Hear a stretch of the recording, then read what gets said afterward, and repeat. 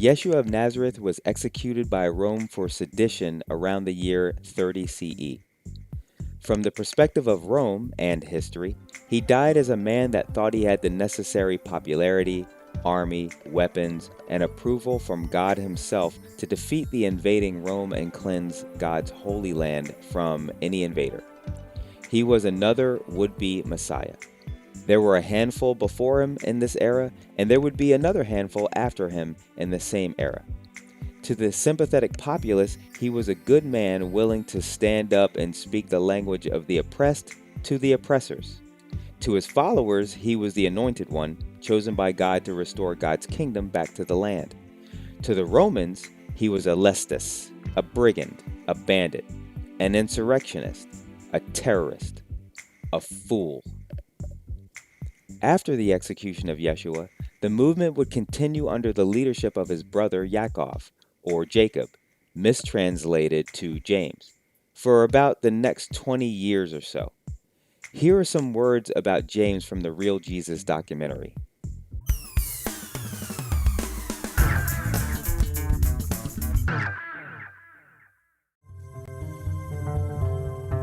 The second key figure going to the summit remains one of the most mysterious people in the whole story of Christianity.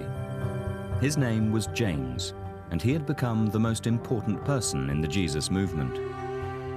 James, everyone accepts, was the brother of Jesus. In the Gospels and the book of Acts, James does not appear anywhere during the lifetime of Jesus, and yet suddenly he blossoms out as the leader of the Jesus movement after Jesus' death. What sort of person was James?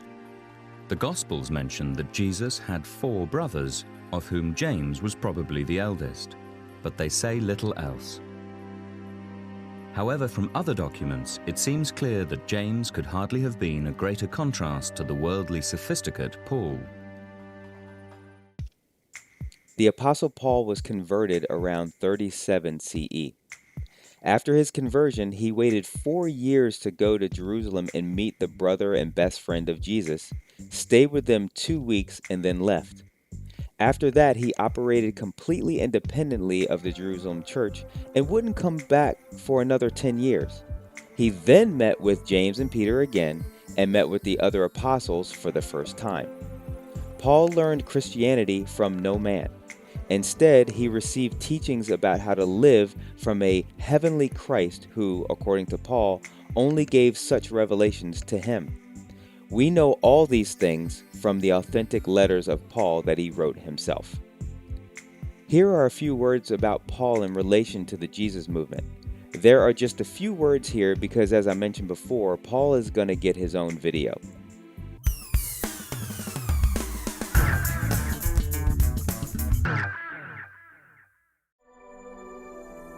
But away from Jerusalem, Paul had his visionary encounter with the risen Christ on the road to Damascus.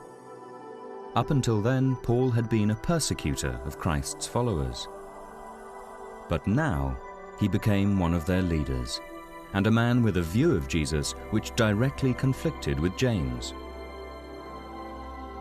Their differences were fundamental. They included Jesus' birth, his message, and above all, whether or not he was divine. So, for 7 years after Jesus died, Paul was converted and preached something that he referred to as, quote-unquote, his gospel for 4 years until he actually met the disciples of Yeshua. Then he worked independently of these men for another 10 years before he was told to come back to Jerusalem. Now, according to Paul, the heavenly Jesus told him to go to Jerusalem. But according to history and a little blurb in the book of Acts, Paul was summoned to Jerusalem by James, the brother of Jesus and leader of the movement. The reason? To answer for the other than and suspiciously anti-Judaism quote-unquote gospel that Paul was preaching in Greek-speaking areas. Now, if any of this sounds new or odd to you, it's for one of 2 reasons. 1, you are not familiar with the New Testament because all of this information is in there. Or 2, whoever's interpretation of the Bible that shaped your view of it, including your own, presented this information in a way that's the way the early church wanted it framed. that Paul's mission was to preach to non-Jews, and Peter's mission was to preach to the Jews, and their Jesus-based message was one single unified gospel message. Well, unfortunately, viewer, I'm here to tell you that this is a historical falsehood. In fact, it is so historically inaccurate and was such a problem for the first century church that the biblical writers that tried so hard to hide it couldn't. You have to understand that the quote-unquote unified gospel message that I referred to was something that Paul was doing completely independently of what James, the brother of Jesus, was doing in Jerusalem. He didn't learn from James and Yeshua's close friends. Paul wouldn't even meet anyone besides Peter and James for well over a decade, close to 15 years. He didn't even call Peter, Peter. Peter was a nickname that Jesus gave Cephas. When Paul refers to Peter, he calls him by his name, Cephas. See, Paul didn't know him like that. And when you accept that Paul only learned his Christianity from an apparition that he called Christ, you have to also accept that it's not so much of a stretch that when he finally did get back to the Jerusalem assembly that James led, after 15 years of basically unchecked preaching to Greek-speaking audiences, mostly non-Jewish, they were going to have some fundamental problems with what he had been teaching. Because as you will see, and the point of part 5 in our American Christianity series here, is that the viewer needs to understand that there was a so-called Christianity before Christianity.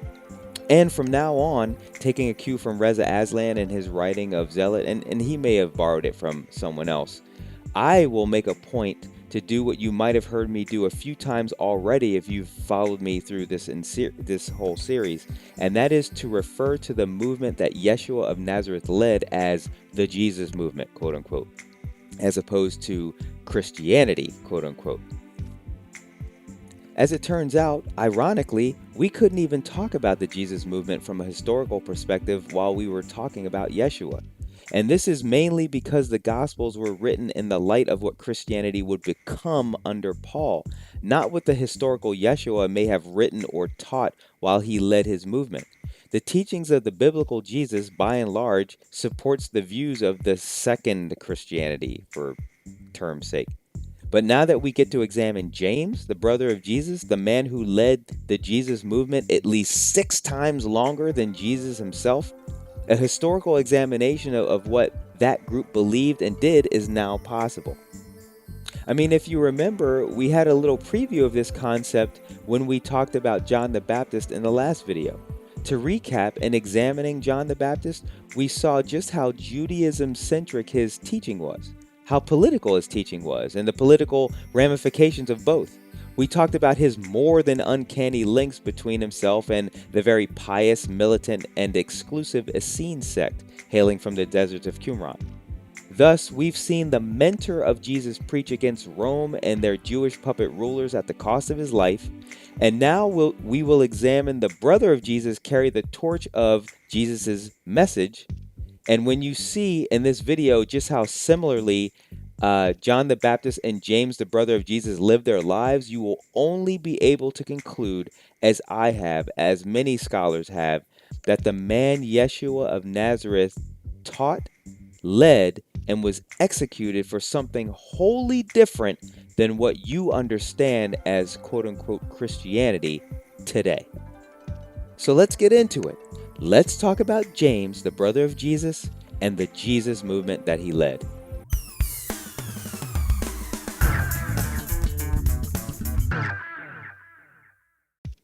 Okay, the first thing we need to talk about is our sources for how we know James existed. And for you atheists that like to say that Jesus never existed, I'll go ahead and address that too. See, the main reason most scholars believe that Yeshua of Nazareth was a historical person that actually walked the face of the earth is actually because of ancient writers like Josephus and his Antiquities that actually talk about James. There's more non-biblical historical stuff on James, the brother of Jesus, than there is on Jesus. For instance, unlike just about any other Christian martyr, James's death is actually recorded by non-biblical historians. Yep, that's right. The death of early church heroes like Paul and Peter, there are no canonized Christian documents that talk about their demise. It's not in the Bible. Sure, we know the Catholic traditions of Peter being crucified upside down heroically and humbly, or Paul insisting on being beheaded because he was a Roman citizen, but that's not in the Bible, you know. And I, for one, always thought it was a little odd that Christian writers working 8 to 50 years after all the apostles and Paul are gone don't relate any of the accounts of their actual deaths. You know, strange to me. Maybe that's a video for another time. I'm not going to get into it now. Anyway, Josephus lets us know that James, the brother of Jesus, was killed by an ambitious Sadducee that was brand new to the high priest position. Remember the system that Rome set up where there was a Roman governor and a Jewish high priest that was controlled by that governor, like Pontius Pilate and Joseph Caiaphas? Well, they were between Roman governors, and while this new Roman governor was literally on the road there on his way to Jerusalem, this new high priest, who had something against James, the brother of Jesus, threw him off the top of one of the temple structures. And apparently he lived through that because they stoned him to death from there. The man this happened to was referred to as, open quote, James, the brother of Jesus, who is called Christ, close quote. Josephus wrote that sentence in that way, knowing that whoever read it back then would know exactly who he was talking about. It's like he's saying, the guy that spawned the movement of people running around saying that their Messiah figure actually died and rose from the dead, him, his brother, that guy. Now, we know about when Jesus died, and we know from Josephus about when James died around 62 CE. And we know from biblical writers that James, the brother of Jesus, led the Jesus movement after Jesus died. That's why we can confidently say that James, the brother of Jesus, led the movement for about 30 years. And incidentally, why people believe that Jesus was a historical person. We also have the authentic letters of Paul, who talks about his conflicts with this person, and nobody out there believes that Paul didn't exist. Continuing on about sources for James, you've heard me say a few times in this video series that the New Testament was written based on the non-Jesus movement, Pauline Christianity. That is generally a true statement, but there are exceptions. One, with Mark, the Gospel of Mark, being the first chronological gospel, written right after the fall of Jerusalem in 70 CE, it holds the largest number of remnants of Jesus movement information before the Paul influence changes. Now, don't get me wrong, it's still a very Pauline document, but out of the 4 Gospels, it holds the largest number of remnants of the movement the Gospel writers tried to excise from their narrative. Next, predictably, is the book of James itself near the end of the New Testament. James is darn near a smoking gun of what Yeshua-led Jesus movement doctrine is. For those of you who have been around the subject for a long time know, the priest Martin Luther, made famous for writing the 95 Theses, where he took a shot at reforming what he didn't like about the Catholic Church, wanted the book of James taken out of the New Testament completely. There's a reason for this. The book of James does not support Pauline Christianity. It is unmistakably and unapologetically Jewish. There's no virgin birth. There's no power of the cross. I should take a second to point out that James most likely did not write the book of James. For reasons that I can't regurgitate right here, scholars do not believe that the book of James was written in his lifetime. James was written much like the Gospels were written, in the name of the people who were closest to Yeshua. I know that sounds sinister to the believer and affirming to the atheist, but what most people, no matter where they stand, don't seem to understand about this system and attitude of scribes is that it was incredibly common to give a person credit for their ideas when their disciples wrote them down. Think Plato and Socrates. In our day and age, someone is more likely just to take credit for an idea that they know they got from somewhere else. That's how we think, so we ascribe it to the people of the past. At any rate, the Epistle of James is most likely highlights of the biggest points of the sermons that James preached for 30 years as told by this writer, perhaps a disciple. The beginning of this sermon letter includes addressees. It was directly aimed at Jewish people who did not live in Israel. They were the Hellenized, metropolitan, Greek-speaking Jews. Because as far as James was concerned, the Jesus movement that he was leading was exactly the same as when his brother Yeshua started it. James was as Jesus was, a Jew that taught Judaism to Jews.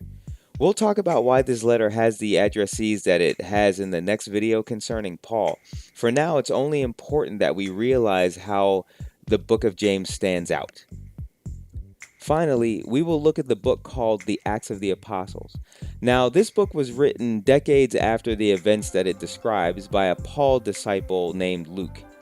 In this book, a sequel to the Gospel according to Luke, written by what most scholars believe is the same writer, is mostly apology and one of the chief sources of the narrative cover-up or cover-ups of the first century church. However, since this book offers an account of what the church was doing between the times of the death of Jesus and the conversion of Paul, it stands out as the only source of information about the early church describing that time period. Indeed, except for Paul's authentic letters, Luke's Acts of the Apostles is how we know that James was the leader of the church after the demise of Yeshua. This, in contrast to the very Catholic Church-inspired narrative that was the Apostle Peter led the movement after Jesus.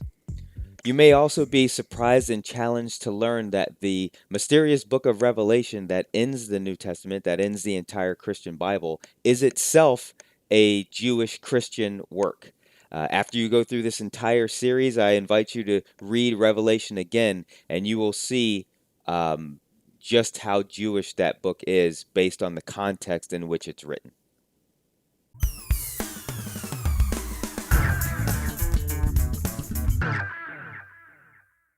And now to end this video, the subject that I've been dying to talk about, aimed at American Christians who have never really looked into the subject this deeply.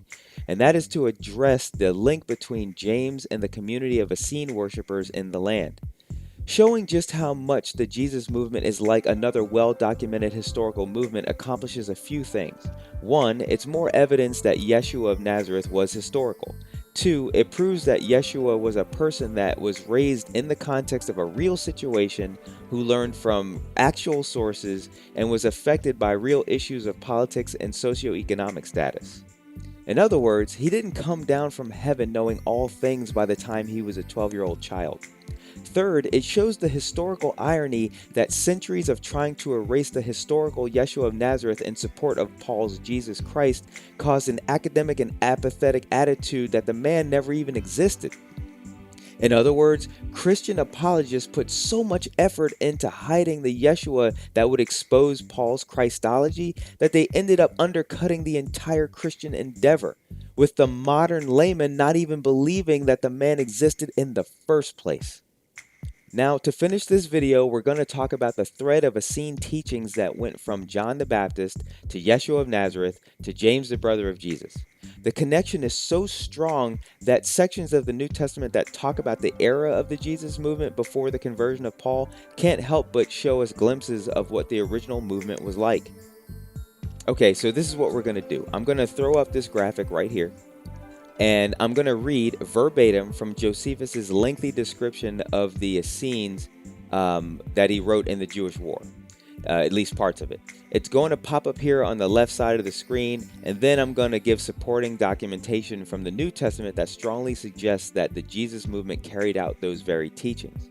Earlier in the series, I mentioned that 2 of the 3 religious philosophies that Josephus describes are mentioned in the New Testament, the Pharisees and the Sadducees. But the Essenes, they're nowhere to be found, and I suggested that the Christians themselves were the Essenes, or a version of them. Just like the Qumran community referred to themselves as the children of light and the way, for instance, those monikers are also used in the New Testament to describe the church. I mean, honestly, I don't see how there's any doubt. If you're a scholar out there, can you please tell me why the scholarly community doesn't just accept that, Jesus and his movement were Essene based? Please school me. I'm open. Anyway, without further ado, the Essenes as told by Josephus in his War of the Jews.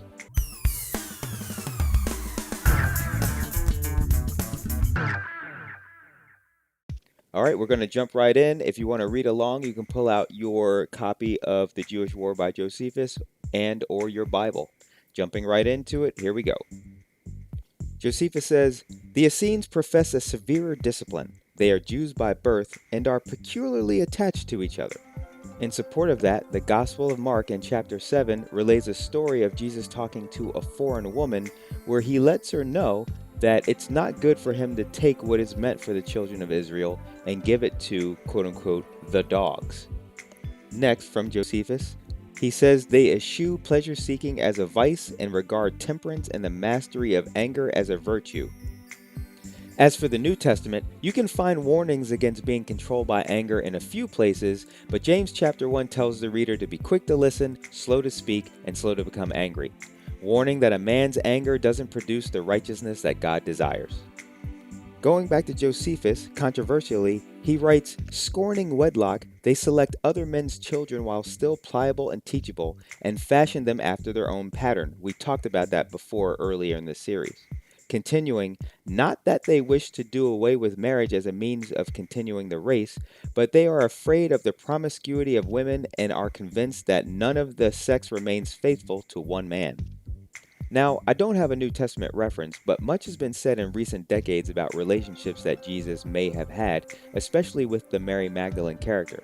Look, I feel like there's 1,000,001 things that are worth talking about more than this, but there is a type of scholar that suggests that Jesus can't be seen as a rabbi without having a wife, even making the point that only a wife would be given burial rights towards her deceased husband like the one described in the Gospels for Mary. But this is all based on a conviction that Yeshua wasn't an Essene or influenced by them. I understand academically that celibate orders were exceedingly rare in the first century, especially in Judaism. But according to Josephus, there was at least one, and this group had huge ties to Yeshua of Nazareth through John the Baptist, who also seems to not have had a wife or children. So I'm going to give that point New Testament. And going back to the point about the Essenes teaching children, Mark chapter 10 includes the famous portrayal of how Jesus saw little children. Going back to Josephus, he says that they are contemptuous of wealth, and they are communists to perfection, and none of them will be found to be better off than the rest. Their rule is that novices admitted to the sect must surrender their property to the order, and each man's possessions go into a pool, and as with brothers, their entire property belongs to them all. Now, for the New Testament half, we have to spend a little more time on this one because there is a lot. So we're still in Mark chapter 10, and here comes the story of Jesus when he meets the rich young ruler. And if you're not familiar with that story, you can pause it here, read Mark chapter 10, verses 17 through 23.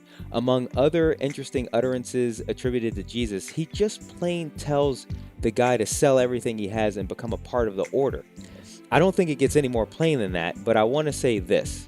If you were raised in a general Protestant American tradition, you're probably familiar with this story, and you thought the same thing that everybody else thought when they first heard it, when I first heard it, because Jesus sounds serious.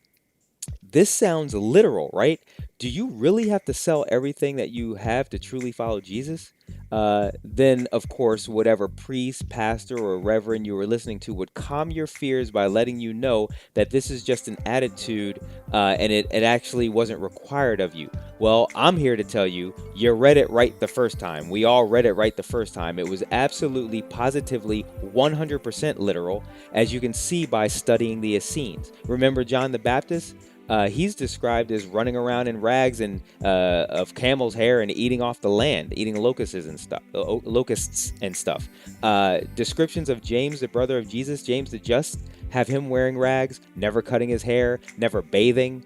Not bathing doesn't mean he ran around stinking. It means that he didn't believe in perfumes and oils on his skin, which, by the way, is an Essene teaching that is probably coming up here in the next couple of minutes. To round out Mark chapter 10, Jesus says that no one who has left home or brothers or sisters or fields that they owned will fail to receive 100 times that in this present age. Interpretation: when you join the order, you give up everything that you have, but since everyone else has too, no one claims anything as their own, and you just gained 100 times more than you gave up. Just an editorial side note while I'm doing this, I'm realizing that Mark chapter 10 is almost an Essene treatise. That never crossed my mind before. That's actually pretty amazing. But we're not done. Remember the very Pauline book of the Acts of the Apostles that has stories about the church before Paul was converted? Turn to Acts chapter 2, starting in verse 44. Take a second to read verses 44 through 46, And after that, you can turn to Acts chapter 4, just 2 chapters away. Pause right here for a second and read verse 32.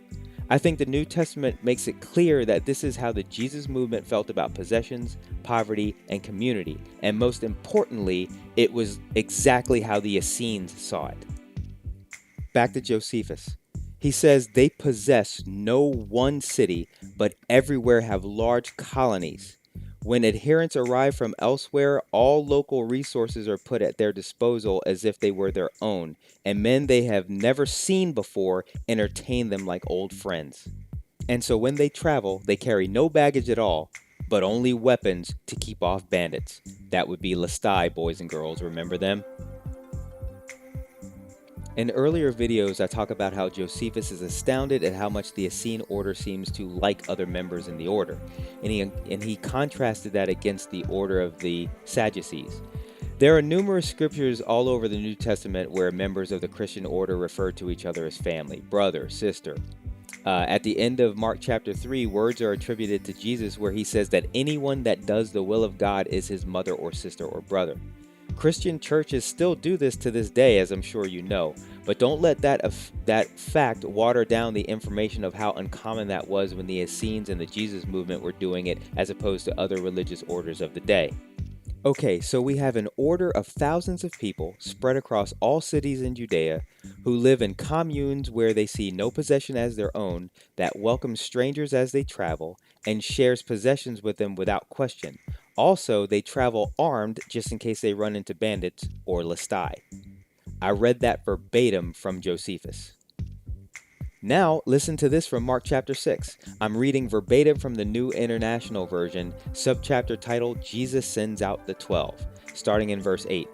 These were his instructions. Take nothing for the journey except a staff, no bread, no bag, no money in your belts. Wear sandals, but not an extra shirt.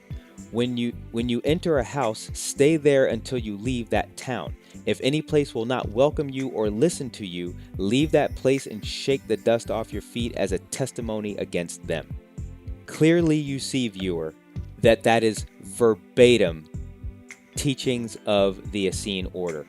You can also see from this biblical scripture, however, that there's a rift between some Essenes and other Essenes. Jesus taught the 12 before he sent them out that some Essene households will welcome them and some will not. This is why I say that Jesus didn't die in Essene. Now, this video series isn't about the schism between the Jesus movement and the Essene movement. That's its own thing, and I don't think I would ever do that series because honestly, for me in my life, it doesn't really matter. But it is clear that just as the Jesus movement is heavily influenced by Essenism, it's also just as clear that they were not the same order as the Qumran community and the community described exactly by Josephus. And I'm going to end there, even though there are tons more examples right here in my hand. And I can see that the video is already near the 30-minute mark. Perhaps the connection between the Jesus movement and the Essenes should have been its own video.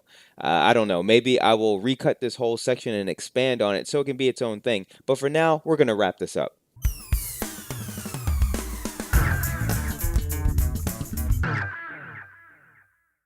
Man, it is so crazy that I feel like I've left so much information out, but 30 minutes filled up just like that, and I have to close out this video. For those of you who want to know more, pull out your phone or tablet and do some research on James, the brother of Jesus. But don't worry, we will have to talk about James a little bit more in the next video as well, because the next video is devoted to the Apostle Paul, and you can't talk about Paul without talking about his issue with James. So hit the like button and leave a comment. Incidentally, at the time of this recording, my channel is not very big, so there's not a lot of history with comments, but I have a policy not to edit or censure any comment. All of them are allowed, and my personal philosophy is if your argument can't stand up to the scrutiny of truth, you don't have an argument. So I fear no counterpoint, especially if it gets us all closer to the truth. Anyway, this has been The Modern 80. I am Odium. Stay tuned for part 6 of the Christianity series and look out for other videos on this channel about other subjects. Bye-bye.